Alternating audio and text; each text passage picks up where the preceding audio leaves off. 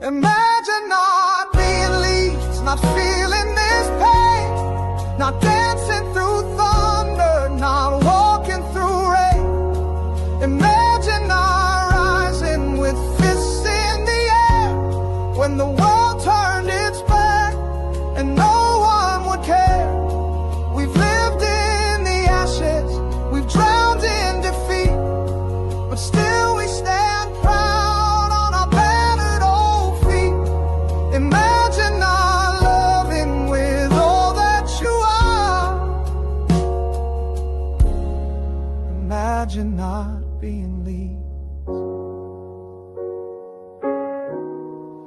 We love you, Leeds, Leeds, Leeds. We do love you, Leeds, Leeds, Leeds. Let's go. Hope everyone's doing well. Hope everybody is doing well. Harry Chuffing Gray. Wow. What a player we have on our hands, Leeds United fans. And I know you already know that. You don't need this big muppet to tell you that. But he's just scored 3 goals against Scunthorpe tonight. Might be yesterday, depending when I put this out. But what a player. 16 years old. Turned 17 soon, but not quite there yet. He'll sign his first professional contract in October, I think, with a club. He's won. I know we're all thoroughly happy that we've kept him. You know, Finley Gorman sort of problems where he's been taken before he can sign that professional contract. He'll sign it with Leeds United, and it's an interesting sort of talking point at the minute. You know, Harry Gray, is he good enough for first team football? People will say, no, he ain't. And I get that. And I'm not sort of suggesting that he should be coming in to start now. But last season, Farke thought he was ready for first team football because he played. You know, he'd been on bench a few times. I think it was a Stoke game. He came on as a sub late on when we were way in front, maybe 5-0 up. He comes on and he gets stuck in the action. So I'm not suggesting he should be playing at Premier League level, but I think if Farke were to come out and say he's not ready for first team football, is that contradicting himself from last season? The step up was massive, obviously, to go from playing the level he's playing now with the under 21s to playing Premier League football with first team's a massive jump. But at what point does this kid get considered again for a squad position? You look at him and an hat-trick today. All kinds of goals. There's a free kick in there. There's a one where he carries it from just past the halfway line and dribbles at players, and the confidence of him. And he's playing Scunthorpe, not a decent level of quality, but playing against men. It's our under 21s against it's in the National League Cup against Scunthorpe. And he just looks nothing like a 16-year-old lad in the way he carries himself. He's just so talented. And what I want to sort of do in this video is I want to sort of look at it and dissect, sort of how I feel about that age of player coming into a Premier League side. You've obviously got to look, and don't get me wrong, some of these players, that have come into a Premier League setting at 16, 17 years of age have ended up being, world class. The main one that you talk about, Wayne Rooney. You look at Wayne Rooney going in at Everton at 16, absolutely setting the world alight. Everyone talking about Wayne Rooney pretty quickly. The goal against Arsenal stands out, just a raw talent. And if you're good enough, you're old enough. At what point does Farke start looking at Harry Gray in that light? We know. He's already said earlier during pre-season, because he had a pre-season with first team boys as well. There's some really good talent in there. Sam Chambers is another one. He's been given minutes as well in past. Someone who hopefully has a decent career at Leeds United, because I think Harry Gray and Sam Chambers are the pick of the bunch. But once thought Geldart and Greenwood were, I would suggest these two are going to be the next crop to come through. These are good enough to play for Leeds United hopefully in the not too distant future. But yeah, I think Harry Gray's got it all. Like I say, I think when you talk about number 9 these days, it's usually a focal point. It's usually one up top. I think he's got all the attributes. Obviously, physically, at the level he's playing at the under 21s, he's physically imposing. He's a big lad. He's filled out a little bit from last season, in my opinion. But he's still got more to develop physically. At 16 going on 17, he's still got a few years yet to put on that muscle mass and sort of develop his body capable enough to deal with Premier League defenders. That's the difference. Up against his, his 21, under 21 oppositions, it's not, the like for like. He's probably stronger and more physical than a lot of people he comes across against. It's nice to see him get a hat trick against a Scunthorpe first team. Like I said, the quality's not there, and maybe they would have played their strongest side either. But that is boys against men to a degree. And the boys have come away with 3-1, and Harry Gray scored for all 3 goals, and he's just a confident player. Like, you look at Harry Gray and the way he carries himself, the way he speaks when he does speak, the way he plays on the pitch. There's a bit of an arrogance about him. You look at Archie Gray, he come through, and obviously he's at Tottenham now, and he'll go on and play for England and have a career that we all thought he'd have and hoped he'd have at Leeds. You looked at him and he was a little bit more shy, I would say, in character, a little bit more reserved, quite, goes unnoticed maybe in terms of how he presents himself on pitch, but he couldn't go unnoticed how he played. Really good player, technical ability as well on archery. It really, it was a massive joy to watch him, a couple of years ago play for Leeds. But you look at his brother, Harry, and we heard when Archie was doing well at Leeds, we heard, his brother's even better when he was 13, 14 coming through. He's even better than Archie. And you weren't too sure if that could be true. But Harry's come through, and he's just an air of, arrogance. Not arrogance, but, that he has got that I can be the man about him, and I fucking love that. Like, that grey shirt would weigh so heavy on, the wrong person. What a dynasty they've got at the club, that family. And he's the latest one to come through, and it could he be the best? Could he be right up there with Eddie? Maybe. I think everything we've seen of Harry is pointing in the direction of, he can't be far off breaking into that first team. And when I say can't be far off, it might be 12, 18 months away, but I don't think he's going to be struggling for game time at Leeds United at 19, 20, 21 years of age. I just don't see, like a Geldart and a Greenwood being 21, 22, still struggling to get a first team spot. I don't see that for Harry. I don't think he'll get any or many minutes this season.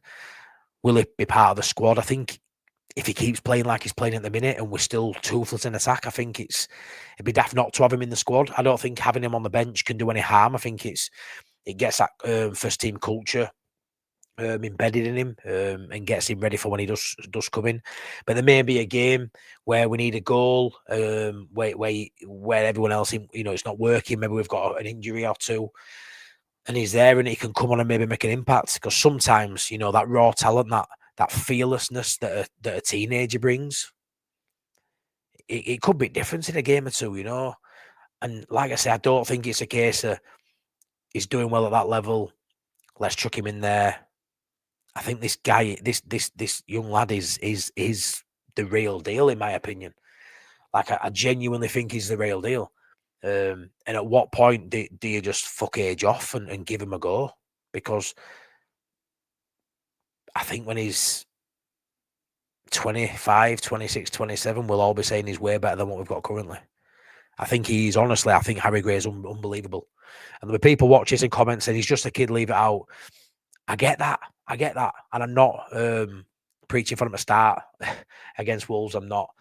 But is he too far away from getting in that squad and maybe having a crack at some minutes if he continues his vein of form when the people in front of him aren't finding the onion bag? It's not just down to them missing chances. I get that.